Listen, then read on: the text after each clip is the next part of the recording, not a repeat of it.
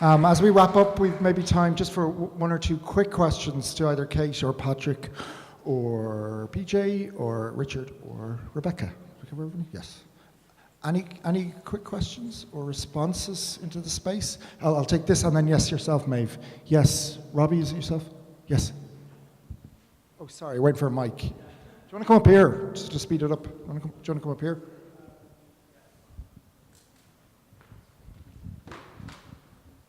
Oh my God, this was not supposed to be quick. I'm sorry. Yes, my name's Robbie Lawler. I'm living with HIV, and over the years, I've been giving peer support to like hundreds of people recently diagnosed with HIV and diagnosed for ages. I hope I got a mandate to talk for at least 5 minutes about this, but in all my work I do in HIV, I never ever leave, especially in a conference such as Stigma, without a call to action. Because we know all the shit stuff, but we all need to know how are we going to progress from here, because there's no point just putting it out there and doing nothing about it. So I think what we can do now, and it can be very quick and can be a very quick result from all of us, is to really, really promote the U equals U message. And I don't know if we've been talking about it. Actually, the only person who said undetectable in this, I think, is someone who wasn't from Ireland or who didn't work in an Irish NGO. And the reason why that's an issue is because earlier on, the language said that only 19% of people didn't know that they could track HIV if they had a very low, the risk of transmission was extremely low if they were undetectable. Now, for all the general public, extremely low, people scream risk. I see, as someone living with HIV, oh, there's a low chance, but I'm still at risk. And when you think of yourself as a risk, or someone else thinks you as a risk, it dehumanizes you, and all they see is a virus, and that you're going to give me something. So that's where the word unclean comes from, because if you're unclean, you can make other people unclean, right? So that language is wrong, because we know now, from things that have been endorsed by the CDC and UNAIDS, that the risk is 0 when you're undetectable. And why this is important, I'll give you 3 reasons really quick. One, in 2012, I was diagnosed with HIV, and people thought there was only 4% chance of passing on HIV if you're undetectable. Now, I went out with a doctor, he was a ride, but a dope, right? And the thing is, we were having sex with condoms all the time. But him and all his doctor friends kept saying, you're a risk. And eventually he left me. But for 10 months, that's all I thought I was. It's not surprising about medical staff. And then I found out what undetectable was. And me and my boyfriend, Morris, of 4 years, we were actually people who took part in this study. And we don't wear condoms, and he cannot get HIV off me. It's impossible, because I take my medication every single day. Now, that's so transformative to our lives, I don't even think about HIV every day. Or, well, in a non-work setting anyways. It doesn't affect me. But who it does affect is other people living with HIV, because they do not know this fact.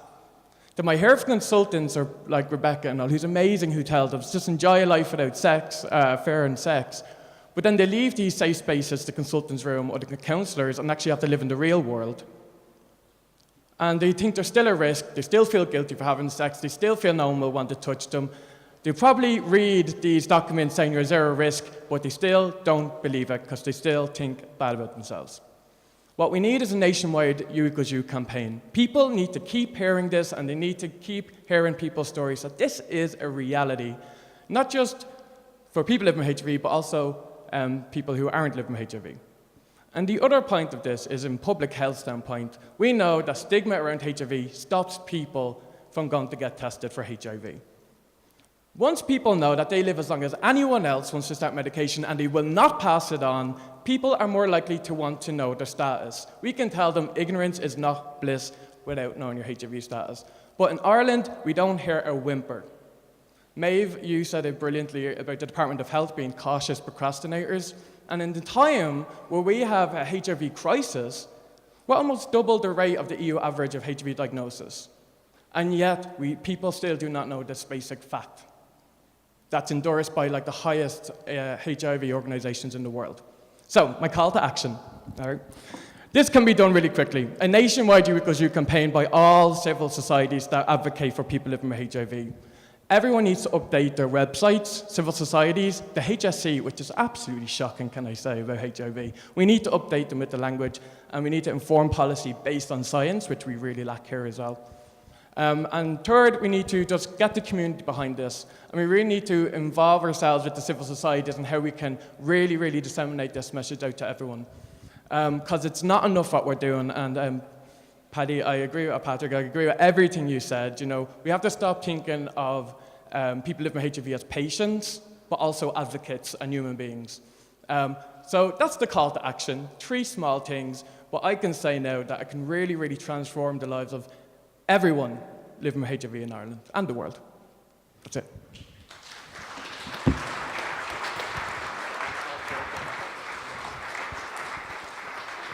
Thanks very much, Robbie. We would just like to say, just on the back of that, that we would also endorse everything that Robbie said in terms of the U equals U campaign. It's something that HIV Ireland signed up to earlier on during the year, and now we need to do something about it and be more proactive than we have been. Listen, Bernard was supposed to close the conference, but he had a severe bout of man flu, so we let him off early. So I just think I'll close. Yeah. Listen, thank you very much to everybody. Thank you for staying with us. Huge amount of information from very early this morning. Huge amount for us to think about and reflect upon. And I'm sure that it will inform certainly our work over the next 2 or 3 years. I'd like to thank everybody that came. Particularly like to thank the wonderful staff and volunteers of HIV Ireland and Positive Now, who set up this whole building for us, or this whole room for us yesterday and this morning. And I've put a huge amount of work into the conference up until now. Thanks, guys, for coming. I hope it's been a good day. I hope you've enjoyed it. And we'll be in touch. Thank you.